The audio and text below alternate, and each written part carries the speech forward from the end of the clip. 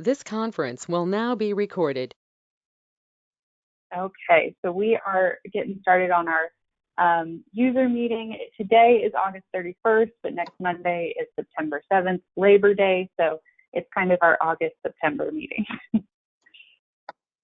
All right, so we've got a lot of disjointed updates today, so bear with us. Some system updates about changes in our HMIS, some reporting information that we want to make sure you know about, and then some just national announcements, and want to make sure Help Desk is working for you. And then we do have a little information about the longitudinal system analysis prep and correction, as well as we want to let you know about the annual privacy training that is that season is going to start tomorrow. Okay. All right, so we're muted, and you can log in with your name. I think we have all got that down. All right, so system updates. The alternate ID is one element that we needed to add to our HMIS system in order to support some connections with the NC Care 360 database, and that's the statewide kind of healthcare oriented, social determinants of health oriented database that DHHS runs. They, NC Care 360, you may be participating in other aspects, maybe not. But this is really integrated into HMIS for back at home. So back at home, folks will want to record the NC Care 360 ID in this alternate ID location. I'll just go through a couple of screenshots here to show you where that is in here. So first thing you'll notice on the client profile tab is there's a new element in the client record called client ID. It just confirms the same ID that we have above in the parentheses by our client's name. But then there's a magnifying glass there. You click on that, and you'll get a pop-up box that allows you to enter an alternate ID.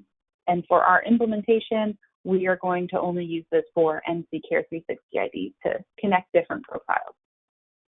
So you can add that there, save it, or view it, and then your magnifying glass will show the record there that there's an ID under that location. All right, let me know if there's any questions. I think that's good.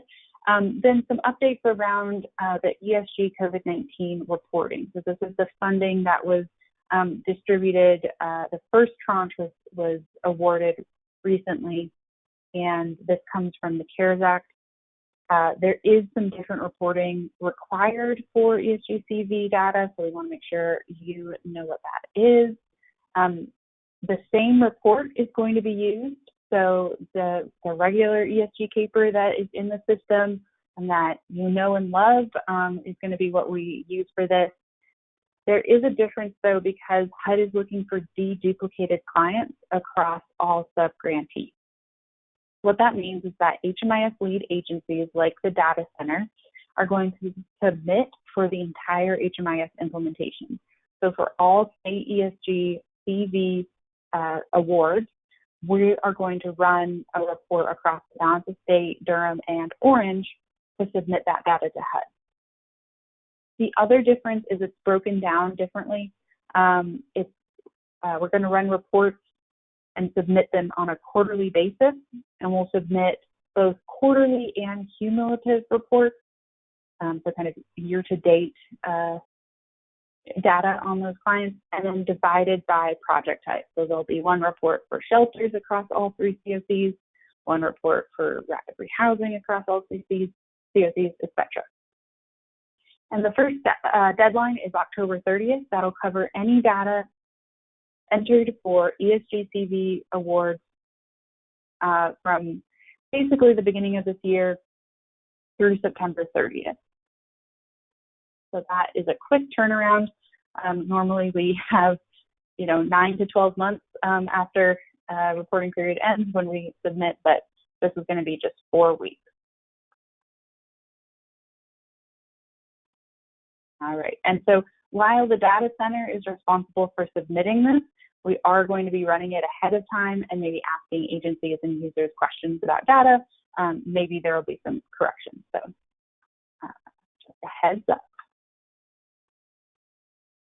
All right, we also want to let you know about Service Point is going to be unavailable for just an hour and a half or so this Wednesday.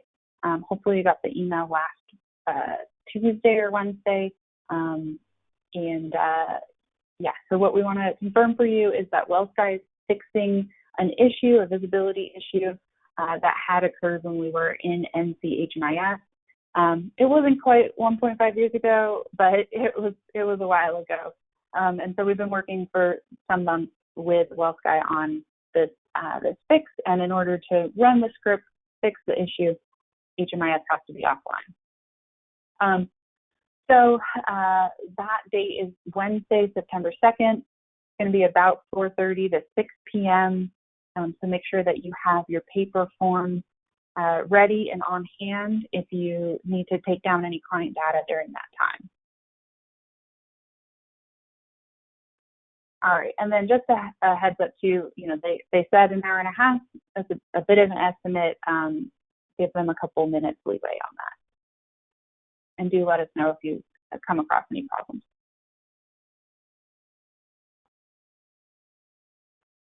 All right, and then just a couple things that are happening nationally that we want to make sure you've seen in some of the emails circulating, different listservs.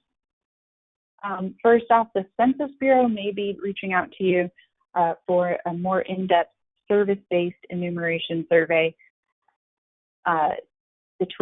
in late September. So the intention is to do some 10-minute interviews with clients who are working with supportive services only, street outreach, emergency shelter, and transitional housing projects late September. So keep an eye out in case they are reaching out to you about that. We know that the census is important for communicating the situations of folks nationally, and we want to make sure that folks we're working with who are experiencing homelessness that their experiences are reflected in the census count this year. Secondly, the IRS has reopened some registration for the relief payment.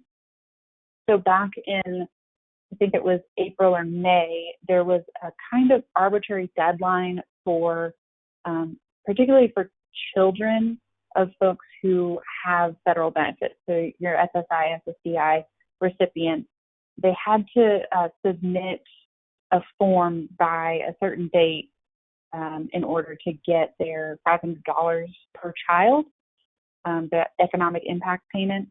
But they're reopening that registration, and you can find information at irs.gov/coronavirus.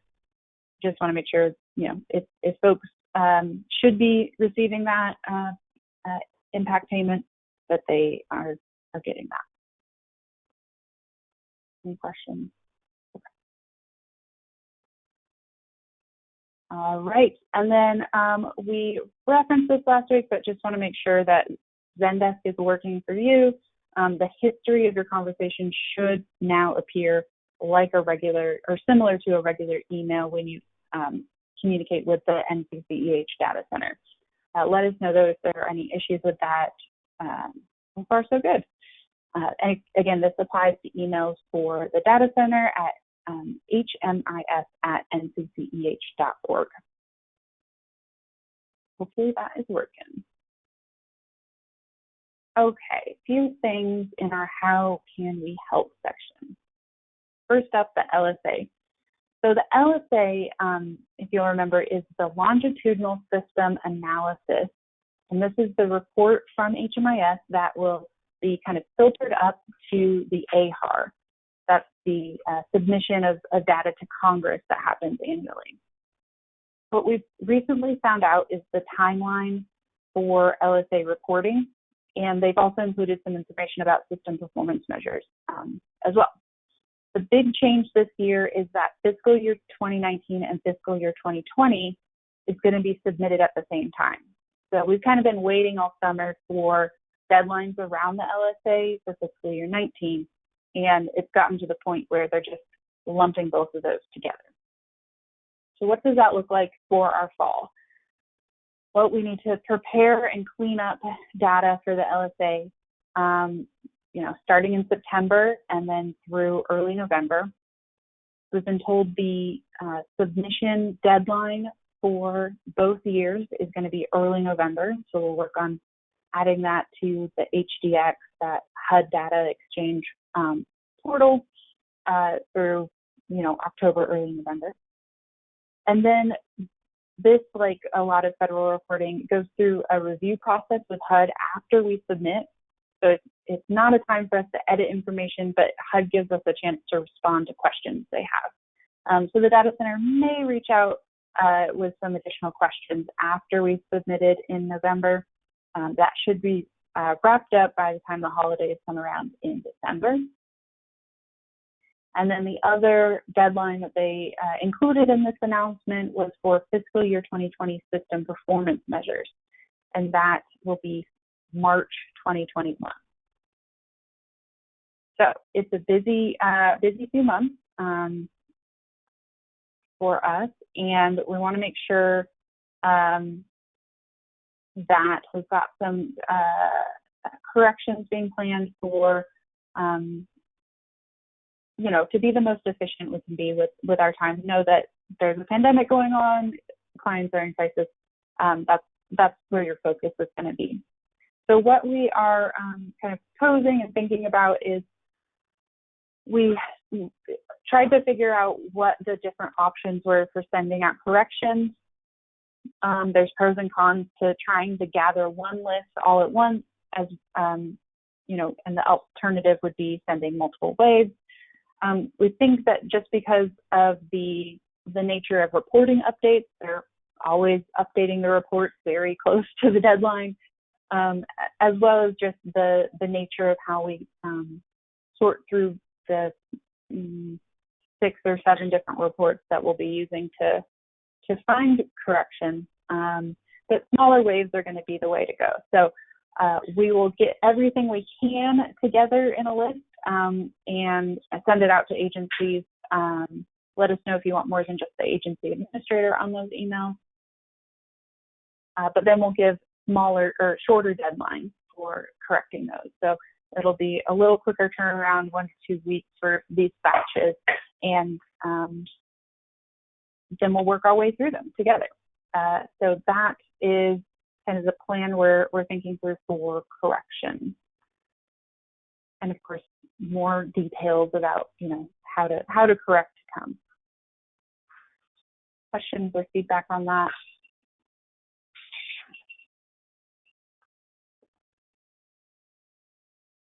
Okay, so ahead of that, we're still getting those kind of deadlines and flows together. But you can prepare for these reports right now by looking at your data and identifying some of the easier fixes and trouble areas. Depending on your project type, you can run the APR or the CAPR dashboard reports. And we recommend that you run them for these 3 different years. Hopefully that data from fiscal year 18-19 are good to go, but it doesn't hurt to check. Our longitudinal system analysis is longitudinal. It goes back a couple years to look at change over time and the client's journey over a couple years. So that's why there are these 3 date ranges recommended. And then if you want to review how to run and how to read each of these reports, we've got our guides online through our training page there.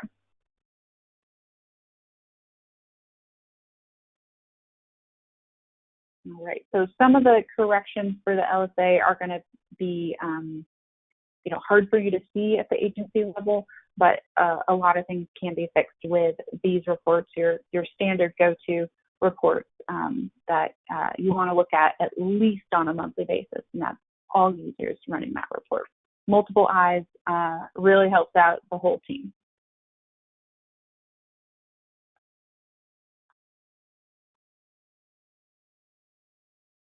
Okay.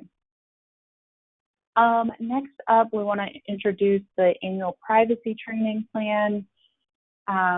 So annual privacy training is required by HUD, but it's also important for renewing your HMIS knowledge. Privacy conversations are really important for introducing clients to our database, making sure that they understand how their information is being used, how it's not being used, and it's part of that process of building trust with the client as you're working with them. So there's an annual privacy training plan. We are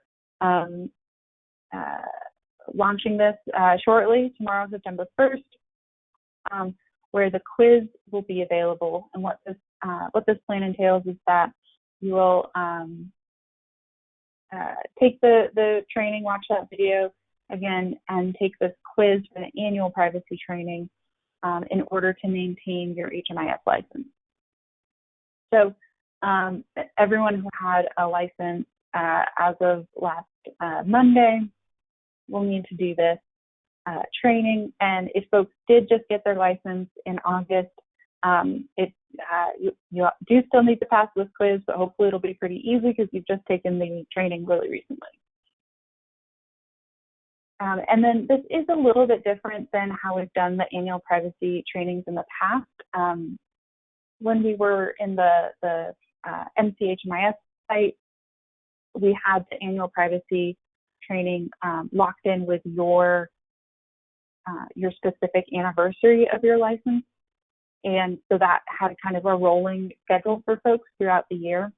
With everyone changing the implementation and taking that privacy training last summer, it makes more sense to have just one season for everyone. Plus, then as a team, you can kind of do this together, renew your knowledge together, make it a whole team thing.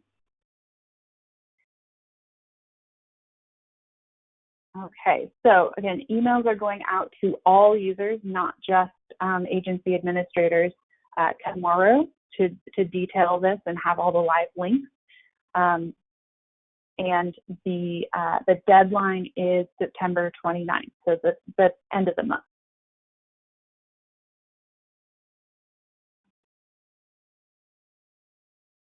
Okay, great. Let's see. And then, of course, if you don't make that deadline, and you still need your license, we will be inactivating those on the 30th.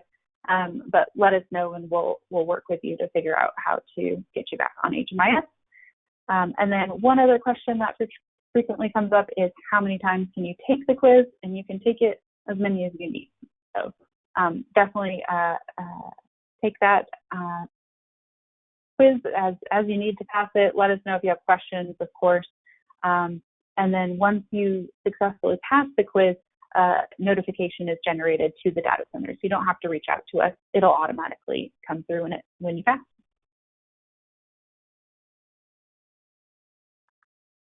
Okay. Boom. That was the last update. All right. So just again, summarizing what our look ahead is like. We've got reporting deadlines and dates to consider. In October, we have our first quarterly ESG CV report deadline. November brings us the fiscal year 19 and 20 LSA. There may be some residual stuff for the LSA in December. January is PIT night. That is still, on the calendar from HUD's perspective. And the system performance measures deadline is in March. We, anticipate trying to navigate PIT night with those system performance measure corrections. So we'll try to get started in December probably, so that PIT night and February are really, you're able to focus more on the housing inventory count, the point in time count, all that needs to happen there. All right. Well, if you have any questions, please reach out to us at HMIS@ncceh.org. I have a question. Yes. Yeah, Can you show me those time frames for running the CAPER reports ourselves again? That slide? yeah, absolutely. Yep. Based off our federal fiscal year. Here we go. So 10. So definitely, you can kind of prioritize leads from most recent to furthest away. We might not have all the information for clients from, 2018, but potentially there's, an annual assessment that could be recorded because it was just misplaced or something. So, yeah, Okay. and let us know if you have questions as those are being reviewed. Okay. Thank you. Yeah, welcome. All right. Well, I think that wraps it up. I'm going to stop recording, and thanks for joining us.